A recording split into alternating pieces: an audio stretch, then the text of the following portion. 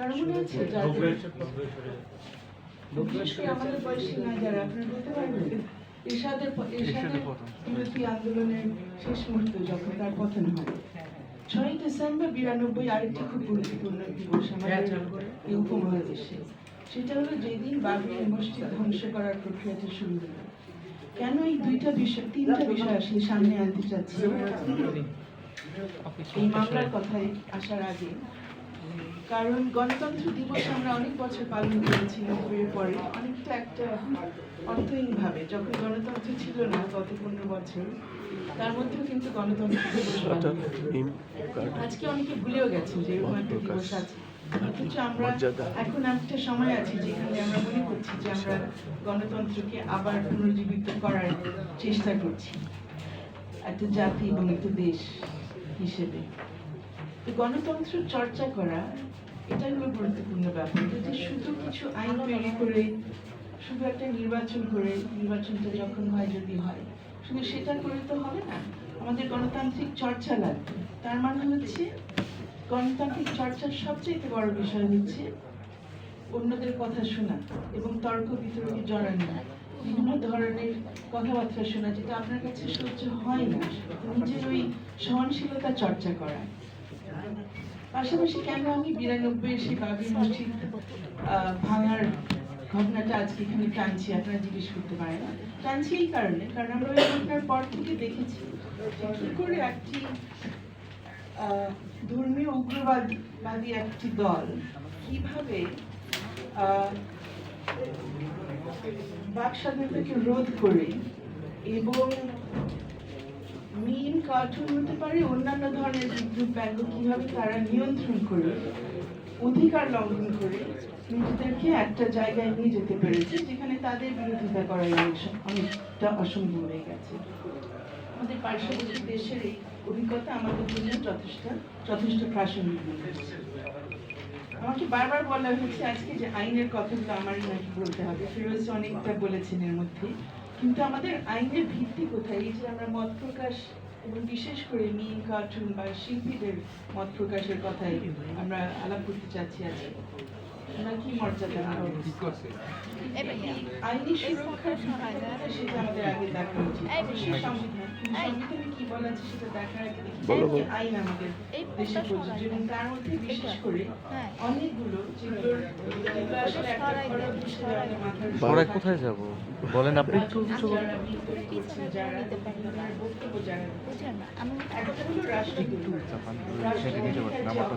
এখনো আমাদের আইনে আছে এত বড় একটা গণঅভ্যুত্থানের পরে এটা নিয়ে কিন্তু কোনো মানে সংস্থা জানি না আপনারা কোনো সংস্কারের সুপারিশ করেছেন কিনা আপনাদের কমিশন থেকে, কিন্তু সংস্কারের বিন্দু মাত্র প্রচেষ্টা এর মধ্যে হয়নি। শুধু তা না, রাষ্ট্রদ্রোহিতার মামলা কিন্তু এখন নিয়মিত হচ্ছে। কালকে একজনের খবর পেলাম একজন নারী এবং 6 মাস ধরে জেলখানায় আছে, ওনার বিরুদ্ধে রাষ্ট্রদ্রোহিতার মামলা হচ্ছে কিসের জন্য? জুম কলে আলাপ করার জন্য, মানহানির অপরাধ। আমাদের এখন সিএসএফকে সেভাবে রাখা হয়নি, কিন্তু মানহানি যেটা ব্রিটিশ আমল থেকে তৈরি করা দণ্ডবিধিতে যেটা দেওয়া হয়েছে সেই মানহানির অপরাধ এখন পর্যন্ত রয়ে গেছে। অশ্লীলতার বিষয়টা এটা আমাদের ব্রিটিশ আমল থেকে আমরা এখন পর্যন্ত যেটা আঁকড়ে ধরে আছি। 1 বছর এতগুলো সংস্কার, এগুলোর কোনো পরিবর্তন হলো না। ধর্মীয় অনুভূতিতে আঘাত হানা এটাও একটা পুরনো আমাদের অপরাধ রয়ে গেল।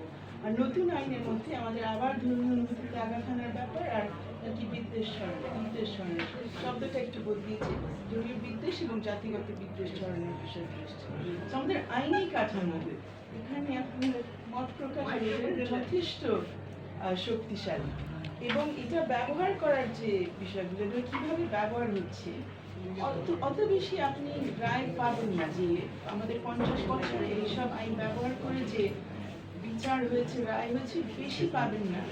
যেটা দেখবেন যেটা পাবেন যদি আপনারা আমাদের আইনের বইগুলো ঘাটেন বা পুরনো পত্রিকা বা রিপোর্টগুলো ঘাটেন, আপনারা দেখবেন এই আইনের অধীনে মামলা কারো বিরুদ্ধে ঠুকে দিয়ে সেটার পাশে যে ব্যবস্থাগুলো নেওয়া হয়েছে সেটার কারণে যাদের বিরুদ্ধে এই ধরনের মামলাগুলো করা হয়েছে তারা অধিকাংশ ক্ষেত্রে চুপ হয়ে গেছে, অথবা যেটা অনেকে বলেছেন কার্টুনিস্টদের বেলায় যেটা আমরা দেখেছি, তারা দেশ থেকে বিতাড়িত হয়ে গেছে, দেশে আর থাকতেই পারেনি। একজনের কথা, একটা কিশোরের কথা আপনারা সবাই জানবেন, কয়েক বছর আগে মাত্র ঘটনাটা খুব ভয়াবহ ঘটনা। একজন কার্টুনিস্টের বিরুদ্ধে মামলা করে তাকে নির্যাতন করে উনিও শেষ পর্যন্ত দেশ ছাড়তে বাধ্য হলেন। ওনার আগে আরিফের কথা আসলো। আরিফ কিন্তু আরিফুর রহমানের কথা আপনার অল্প বয়সে আপনাদের মনে না থাকতে পারে, এটা 2007 সালের একটা ঘটনা। উনিও কার্টুনিস্ট, তখন উনি কার্টুনে আঁকতেন আলবিনো।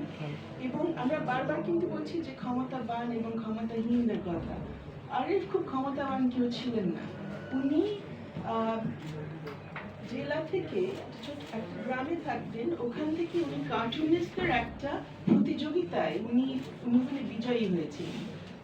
বিজয়ী হওয়ার পরে ওনাকে একটা জাতীয় দৈনিকে প্রথম আলোতে তখন উনি চাকরি পাওয়ার সুযোগ পান, এবং সেখানে আলপিনে কাজ করতেন। সেখানে উনি একটা কৌতুকের সাথে একটা কার্টুন এঁকে দিয়েছিলেন, যে কৌতুকটা এমনি একটা যথেষ্ট প্রচলিত ছিল, সেরকম কোনো বিষয় ছিল না। কিন্তু ওনার বিরুদ্ধে একটা মামলা ঠুকে দেওয়া হলো ধর্মীয় অনুভূতি আঘাত হানার, এবং মামলা করার সাথে সাথে যে জিনিসটা আমরা দেখলাম, রাস্তায় মিছিলের পর মিছিল, যে ওনার ফাঁসি চাই, এটা করতে হবে, সেটা উনার জেলও খাটতে হলো। শেষ পর্যন্ত উনি বের হওয়ার পরে যেটা দেখলেন, যে জেল থেকে বেরিয়ে আসতে পারলেন না। মামলাটাও দেখা গেল যিনি মামলা করছেন আর আসেন না, মামলাটাও শেষ পর্যন্ত বাতিল হয়ে গেছে। ওনাকে কেউ ওনার নিজের নামে কার্টুন আঁকতে দেয়নি। অনেকে কাজ দিয়েছে, উনি খুব ট্যালেন্টেড ছিলেন, কিন্তু ওনার নাম কোথাও কেউ লিখতে দেয়নি, বলছে আমাদের উপরে যদি এদের প্রবেশ করে আমরা এটা সামলাতে পারবো না। শেষ পর্যন্ত উনি চলে গেলেন। তো কেন এই ঘটনাটা, এত পুরনো একটা ঘটনা আপনার সামনে নিয়ে আসছি, যে এটা হলো আমাদের ইতিহাস, যে ভয় ভীতি দেখিয়ে এবং মোটেও আইনের শাসনের উপর নির্ভর না করে আইনটা কিভাবে প্রভাবিত করা যায় নিজের পক্ষে, সেটার জন্য কাজ করা।